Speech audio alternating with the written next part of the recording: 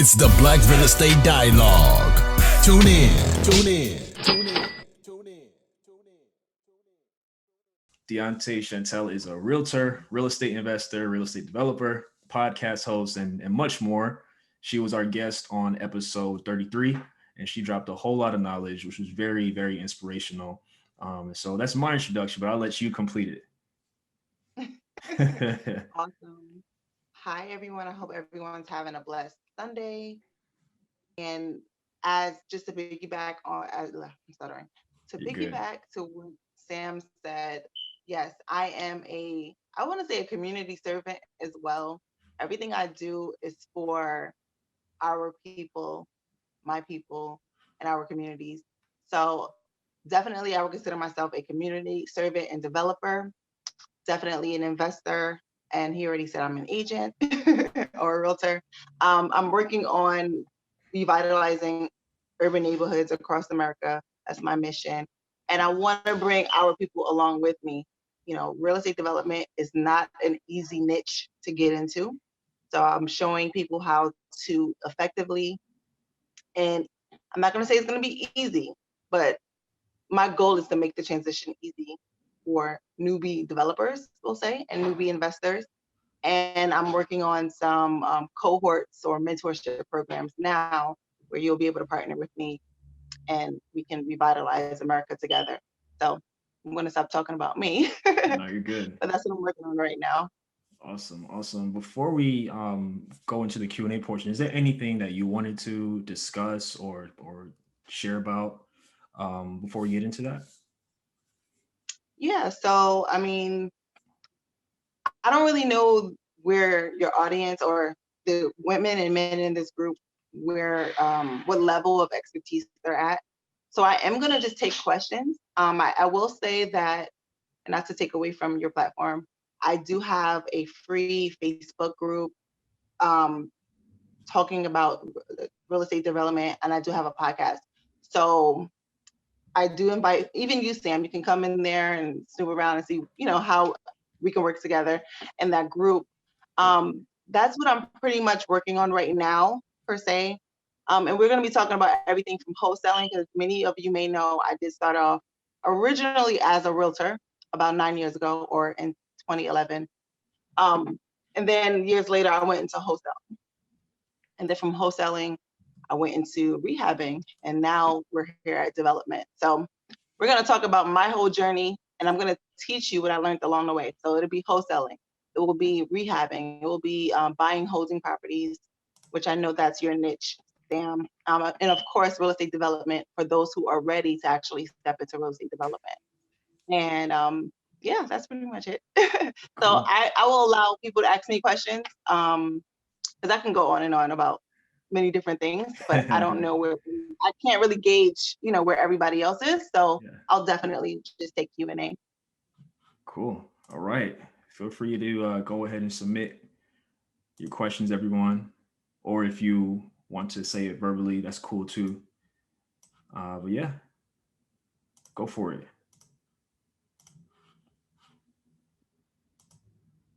And where are most of the participants located?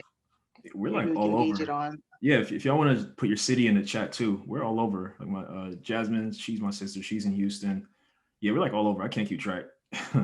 Yeah, Los Angeles, Awesome. Houston. Okay. Um, So yeah, Houston, I hear a lot of great things about Houston. I personally know a few developers out there, and investors. They're doing a lot of everything: wholesaling, owner financing. I hear a lot about in that area. Of course, development. There's a lot of land opportunities there. Los Angeles actually had a great redevelopment mission plan or master plan, and they were looking for affordable housing developers. So I'm not sure if that opportunity is still available, but I know in the Los Angeles area, they were even giving money to developers. Now, many, as y'all know, um, as a Black developer, especially if you're starting out, if you don't have all your paperwork together, it's going to be harder for you to get into the development side. That's why, unless you do have capital, it's going to be harder. And that's why it's easy for me to take people on a journey because I had to start, at a different level myself. But what I will say is for the Los Angeles market, you should be able to go to your municipality's website and look at the redevelopment or economic development options that they have. And based on credit and based on whether or not you had a nonprofit and or of course a company in Los Angeles, they were willing to give funding to help you build a project there. Now, I know you had to have the land or had a way of getting land, but those were some of the options for that redevelopment project. All right, so I do see some questions that came in. I just wanted to speak on that for a moment. So we got somebody from in Jersey as well, in Newark, Nicole. Okay. I didn't know you were Awesome. in Newark, Nicole. Awesome. Well, I'm in East Orange, New Jersey to be exact, so we definitely have to connect, Nicole. All right, what is the best and fastest, most easiest way to build business credit?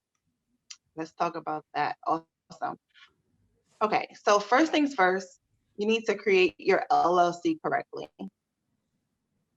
All right, so you need to set up the LLC. You need to have an operating agreement.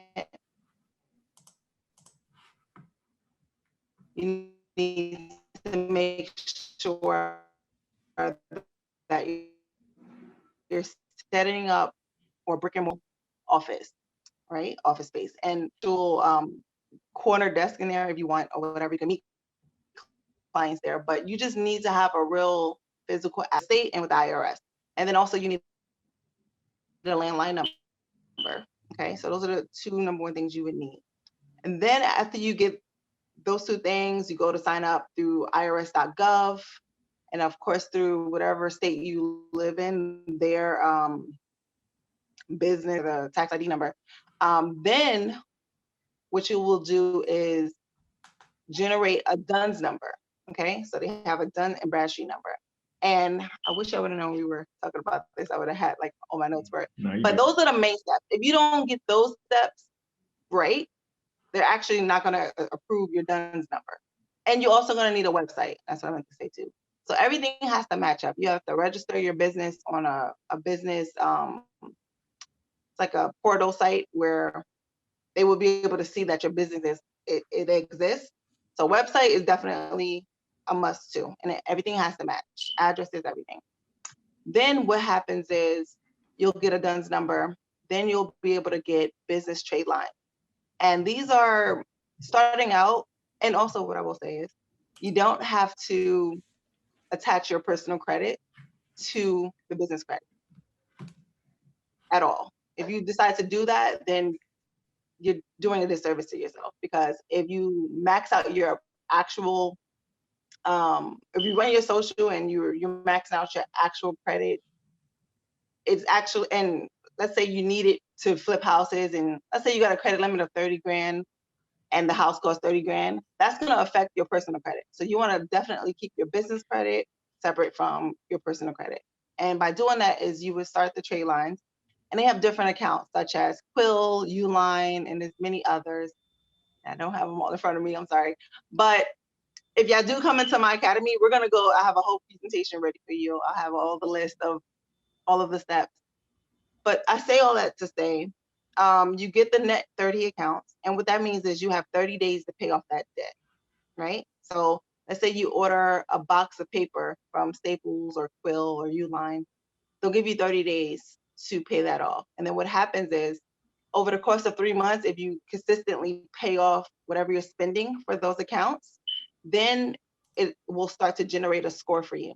And then at that point, you'll be able to go ahead and apply for like a Visa gas card or MasterCard gas card. So that's just like the shortest explanation I can give you guys for that aspect of business credit. And, just to do these little steps, or for you to pay a professional to show you how to do these little steps, people are charging like $3,000, and it's very simple. Oh. Very, very simple. And once you stay consistent with it, I would say within like 6 to 9 months, you'll probably even be able to get a car that's worth $10,000. where you can use anywhere, like an actual major business credit card. So it's all how you build up your credit. And yeah, I'll be going over that in full detail in my academy. So I'm sorry I can't really go into all the details because I don't have the notes in front of me right now. That was good. But that's the simplest way and the cheapest way to do it, I would say. And does anybody have any questions about that?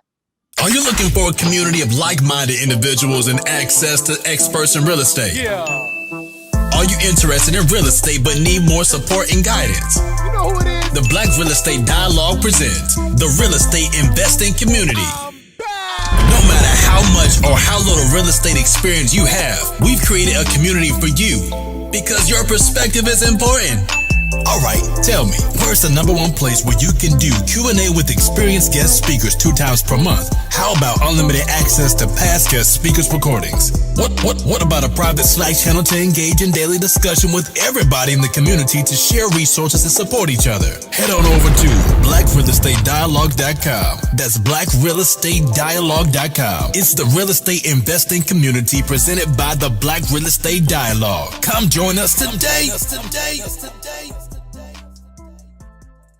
What exactly is your definition of developer? Okay, so in my opinion,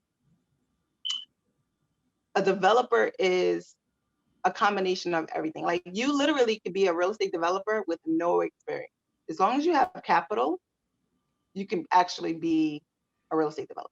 If you have $500,000, $100,000, you could be a real estate developer. And the program that I'll be teaching, or my business plan to be exact, I'm not even actually building anything. Like I won't be lifting up a hammer. I'm also a general contractor, but I will not be building anything. Okay. My fiance won't be building anything. Maybe the only thing we'll do is hire like a subcontractor to do our foundation. But as far as the house, we will not be building a house. We will be using modular homes. Okay. So I have a great relationship in partnership with a modular company, and they will build the house from the ground up for me. Like literally put everything in there. They'll do the siding, everything. And I'm going that route because we live in, a weird climate. So you never know if there's going to be snow or whatever the case may be. There won't be any interruptions with the actual project. And what I've noticed is as a GC, you really can't, it's hard to really control the time frames on bigger projects. And every week you still have to pay out a salary to these workers. So it will eliminate time. It will allow me to control the budget, and I don't have to worry about inclement weather. And with modular homes, we see throughout, I know Cali, definitely New York, any major city, a lot of the infrastructure, like these buildings that are going up so quickly, they're actually using modular homes to build it. These new developments you see, these new hospitals, these new schools, they're all using modular homes to build it. So why not build communities in which a lot of the houses you may see now, they're probably modular, you don't even know. So why not just use that same blueprint, get these houses done in about, let's say 3 months. You could literally put up about 3 houses in like 3 to 4 months, which is amazing. So why not save the time and cut the cost and get it up. So to say all of that, anybody could be a developer if you have the money, we'll say, right? And in my opinion, even as a Black woman, we're already developers. Even as Black men, y'all already developers in our own communities. We're the pillars of our community anyway. We're making sure that everything is being gelled together in our communities. And in real estate development, that's the premise of development, like putting people together, putting a team together, makes someone a real estate developer. Hi everyone, Sam here from the Black Real Estate Dialogue. Make sure to hit that notification bell and that subscribe button, and to visit us at blackrealestatedialogue.com.